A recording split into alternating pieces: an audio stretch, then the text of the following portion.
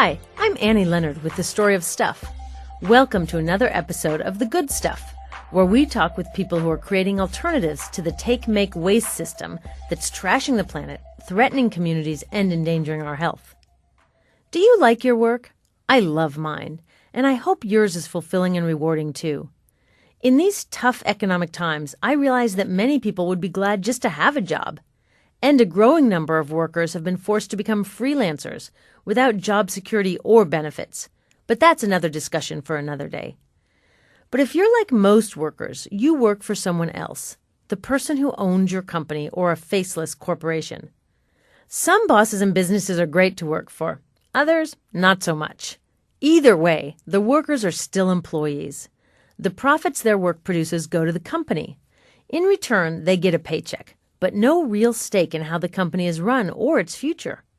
If the company makes a profit, workers may get a raise, but it's often just a pittance compared to the high salaries and bonuses paid out to the big cheeses. But that's not the way work has to work. Imagine a different model, where the company is owned by its workers. Profits flow back to the workers, depending on how long they've been working there. Supervisors make more money, but the gap between the highest and lowest paid workers is reasonable. Jobs are created that benefit the community where the company does business, and they stay there. And the businesses are clean, green, and sustainable. No, that's not a description of communism or socialism, where the government owns all the businesses. It's the cooperative model, a free enterprise system where workers own their jobs, giving them not only a direct stake in the local economy, but the power to decide to do business in a way that's good for all of us. Makes sense to me, so let's go.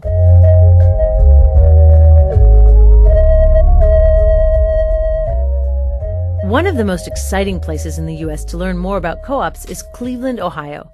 The Evergreen Cooperatives are based in a part of Cleveland that is home to some of the city's major institutions: the Cleveland Clinic, Case Western Reserve University, the Cleveland Museum, but is also plagued with high rates of poverty and unemployment. Evergreen was started 3 years ago with seed money from local foundations, with the goal of creating 10 worker-owned businesses and 5,000 jobs. Gar Alperovitz, co-founder of the Democracy Collaborative, says, "Something important is happening in Cleveland. A new model of large-scale worker and community-benefiting enterprises is beginning to build serious momentum in one of the cities most dramatically impacted by the nation's decaying economy.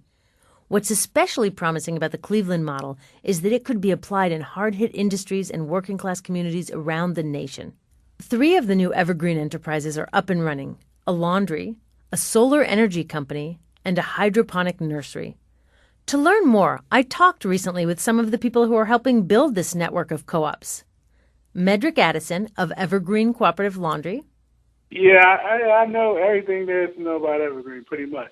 Michael McKenzie of Evergreen Energy Solutions. Hello, dear. How are you? And Mary Donnell of the Green City Growers Cooperative. Okay, good. Here's Medrick Addison. How is this laundry different than any other laundry in the country? Well, for starters, it's the greenest laundry in the country, I believe. We're the first of our kind. All our chemicals are biodegradable, so it's earth friendly. And a lot of our customers are very conscious about their carbon footprint. So, that's one of our selling points. Us being a green laundry. So that kind of sets us apart from everybody else because, to my knowledge, I don't know of another one, especially not in Ohio.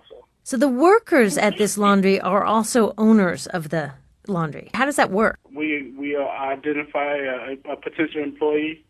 That employee will come on for 6 months. They'll have that status as a temp, and every 60 days they'll be evaluated. And it's sort of like a report card, sort of like a progress report. It kind of lets them monitor, kind of lets them see their progress, where they're strong or where their weaknesses are, that sort of thing. So every 60 days they'll receive a evaluation, and for a total of 3 evaluations. And at the end of that 6-month period, the management will say, well, get the manager's approval. You'll be voted on by your fellow worker owners. And you have to receive a majority vote. And if you receive a majority vote, you are then elected into the cooperative. So if a worker is accepted into the cooperative, then they as they work longer, they own a share of the business and they share in the profits of the business. Absolutely. How does this change the culture of the workplace, that when people are working, they're sharing in the profit rather than working harder for someone else's profit? I think it brings out the best. I think it brings out the best in the people that we employ. You're not just working to make somebody else rich. You're actually putting money into your own future. Mary Donald said Evergreen's model goes beyond the usual goals of a co-op, shared ownership of the workplace, to embrace wider issues: the role of institutions in the community, the commitment of each new business to be the greenest local enterprise in its field, the creation not just of individual jobs, but community assets. My vision is that the Evergreen Cooperatives get to 5,000 employees in Cleveland in multiple business sectors, multiple businesses, so that we make a true economic impact in neighborhoods and people's lives, and that we also are successful and we can take this out into other communities so that we transform more cities and more neighborhoods, so that we have a stronger America, a stronger, more successful population. Right on. Here's Michael McKenzie. So do you think that cooperatives play a key role in the strategy to get our economy back on track so that it's healthy for the economy and healthy for the environment? Most definitely. I think it's an even better thing if you can find a cooperative that's doing something as far as helping the environment, in the green industry. My hope and prayer would be that people start cooperatives that, again, help the environment, because I know how important that is. And the major thing is that you're also able to impact the community in an extremely positive way. Some of the worker owners at Evergreen were formerly in prison. One of Evergreen's guiding principles is to give people whose lives have gone off track a second chance. Medrick Addison, who has a prison record, told me what that felt like. It allows you to dream again. Sometimes when you make mistakes or things happen in your life, you give up on dreams, and an initiative like Evergreen puts those back into play, and that's the most rewarding thing of all. When you're able to put your dreams back into play as opposed to having your dreams deferred. So to me, that's the most amazing transformation that has been in my life. It's being able to dream again. Again, here's Michael McKenzie. A lot of individuals that have run through the system and have records really want to make a difference, really want to be able to support their family and take care of their family and, make a positive influence in the community. And if they're never given a chance, then more than likely they're going to become a problem. They talk about the recidivism in America, and if you never open a door, you never give a person an opportunity, they don't have too many choices. When you have a project that's good for the environment, good for the economy, good for the workers, good for the neighborhood, good for the clients that are buying the products and services, there really is no downside. Is there anything else you want to add that you would like listeners to hear that are hopefully inspired about learning from and replicating this model? I think you have to have people that care enough about people. To people that understand that this thing doesn't work unless you include everybody in the party. Now, you can't. People are not expendable or throwaways, or everybody has a voice and some sort of gift to offer. You got to have the caring component is the most important component of all. You got to care about people. Well, thank you so much for not just for joining us today, but for your work with Evergreen, because you really are providing a beacon of hope and showing another way. You're showing a thriving alternative to our current economy, and it's such a great gift to the whole country, what you're doing. All right. Thank you very much.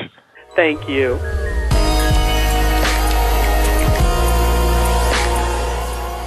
The usual limitation of co-ops is scale. They're by nature small organizations that make decisions democratically. To set a goal of creating 10 new businesses and 5,000 new jobs, which would have a tremendous impact on Evergreen's surrounding community of about 45,000 residents, is ambitious. And it's possible. The Mondragon Cooperatives in the Basque Country of Spain began in 1956 in a small workshop making room heaters. Today, Mondragon employs about 85,000 people and is Spain's 7th largest corporation. Here in the U.S., there are hundreds of cooperatives employing thousands of people. In these days when big corporations seem to have control of every aspect of our lives, it gives me hope to see that people all over the world recognize there is another way. Business as usual is what has led to the environmental, economic, and social mess we're in today. The good news is there is another way to do business that makes for a healthy economy and a healthy environment. The co-op model empowers workers to use those citizen muscles that I keep talking about. They make the decisions that determine their economic future. They make the decisions that strengthen the communities they work in. And they make the decisions that protect the environment and promote equality. If this sounds like a model you're interested in, check out Evergreen's how-to guide to get started. You can find the link at storyofstuff.org. Download it, read it, share it with neighbors and local elected officials, and tell us how you're putting these ideas to work in your community. As always, we'd love to hear from you.